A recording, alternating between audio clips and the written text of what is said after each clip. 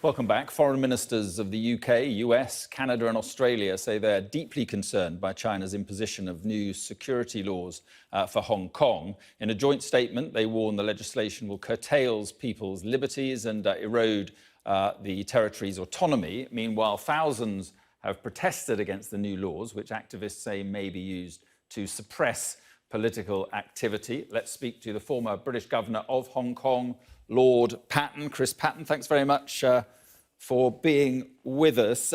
So we don't know precisely what's in the security bill.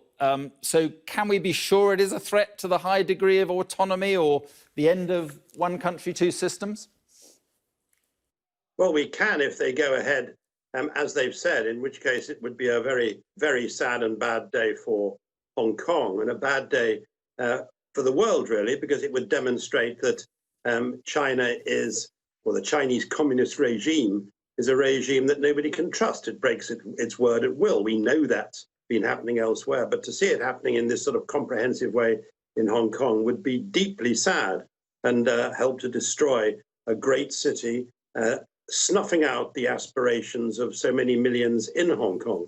I think the foreign ministers have been very sensible to leave a door open so that if the Chinese communists back off now, we can try to restore something approximating to normality.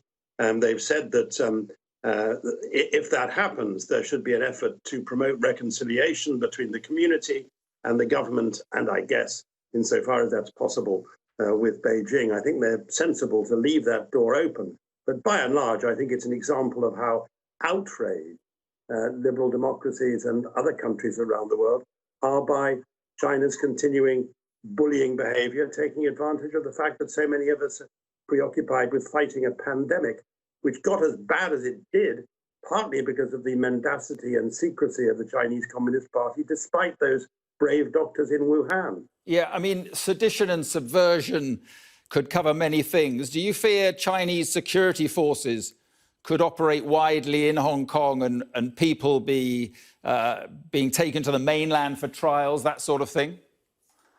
Of course. And one of the things which apparently the law is going to allow is for the Ministry of State Security, Beijing's equivalent of the KGB, to operate in Hong Kong. It's got a long reputation for coercion and torture, and it's not going to be in Hong Kong if it does go to Hong Kong in order to sell dim sum or sandwiches, as Tom Tugendhat, the very good Conservative MP, pointed out the other day. So I think there are real and substantial worries, and this isn't simply people making things up.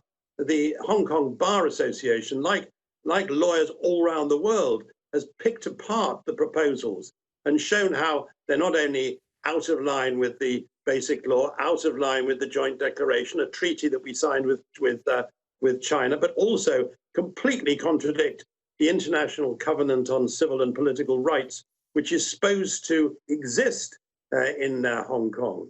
And it's something which the UN Security Council has referred to from time to time, that security laws may be fine. They have to comply with that international covenant. So on all those counts, it's an appalling thing for the Chinese to be threatening to do and would undermine Hong Kong's economy, as well as doing terrible damage to Hong Kong's reputation. Right. Do we now have an obligation to 3 million or so Hong Kong citizens who have this British nationality overseas, BNO, British nationals, but no right of abode in this country? Should now that change, do you think? Should we be prepared to take as many of those who want to come in?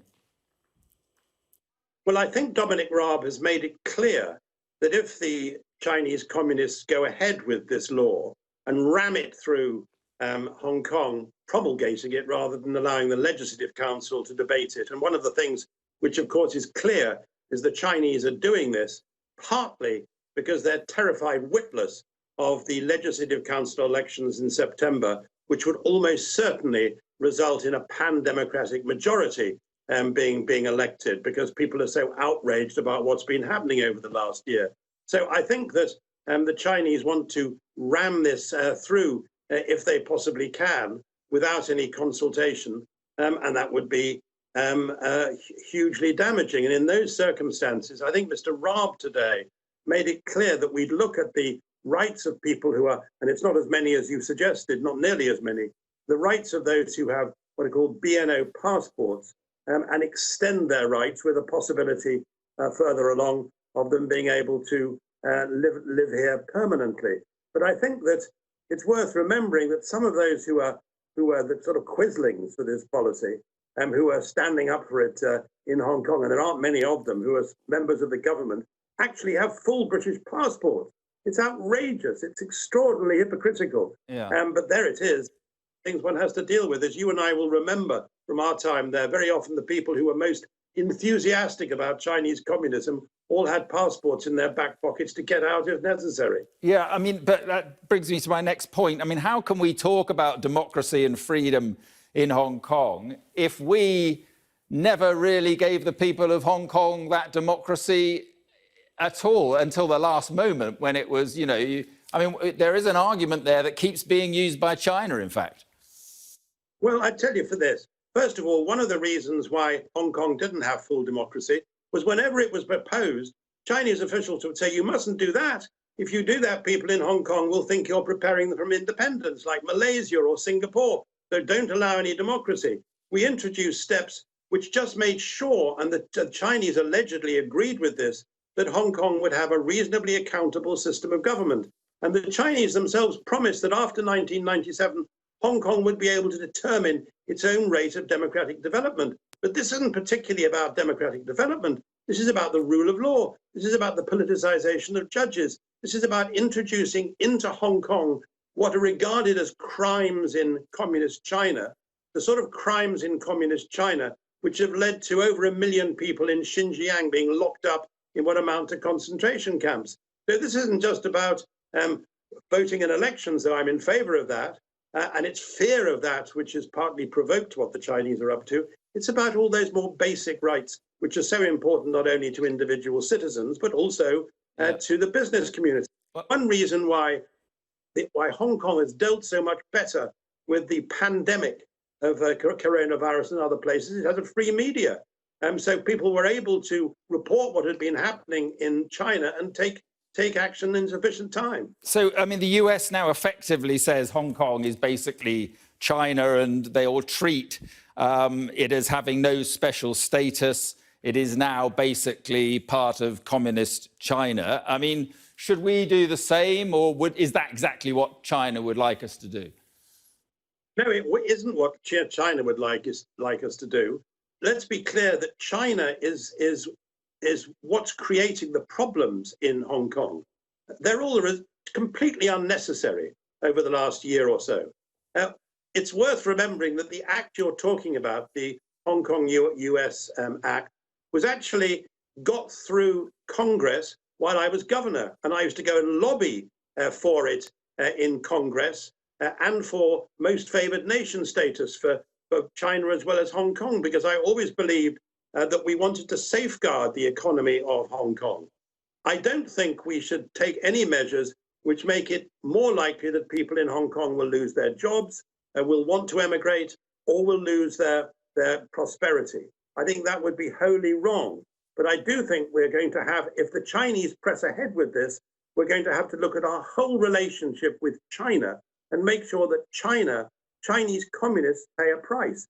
To some extent, it may be use of the sort of Magnitsky powers which the US Congress took in relation to the Soviet Union, to Russia after the Ukraine. That may be one way forward. But above all, in the short term, I think we in this country, who have the main moral, legal, political, economic responsibility among the nations of the world for what happens in Hong Kong, need to work with others, because we're not big enough to do it on our own, work with others as we have been doing, and I congratulate Mr. Raab on the statement today, work with others to make sure we have a policy which defends our values of liberal democracy against this unpleasant, pushy, bullying Chinese regime. We must do that, and another to not only raising the issue at the G7 in a few weeks' time, but also trying to put together an international contact group of like-minded countries which can Okay.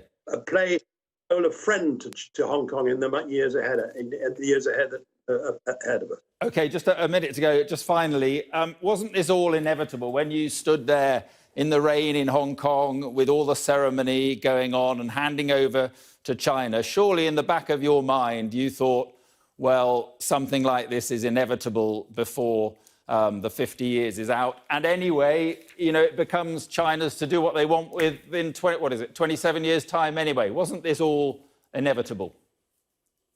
No, I don't think it was. And even though China didn't behave perfectly after 1997, it rode back on some of the promises it made. It interfered too much. By and large, things went all right in Hong Kong for about 12 or 13 years after we left. What has changed is Xi Jinping. Xi Jinping is a very different sort of dictator. He's one who wants to export what he thinks is China's power. That's why he's broken his word all over the place to President Obama over the South China Sea. That's why he's bullying Taiwan. That's why he's cracked down trying to bury the Uyghurs in Xinjiang. That's why he was trying to bully the Australians the other day, because they wanted an inquiry into how the coronavirus had started after all the assurances they'd have from China, and he threatened them with trade sanctions. We have to work together in dealing with China.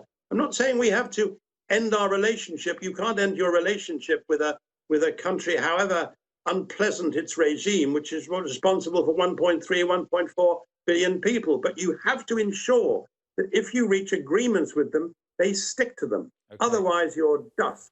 And it's very important for us to recognize that as liberal democracies, we really have to work together. Otherwise, we're going to undermine all the values and standards we stand for, not least in relation to international cooperation and the rule of law. Okay, Lord Patten, thanks very much for joining us. Thank you.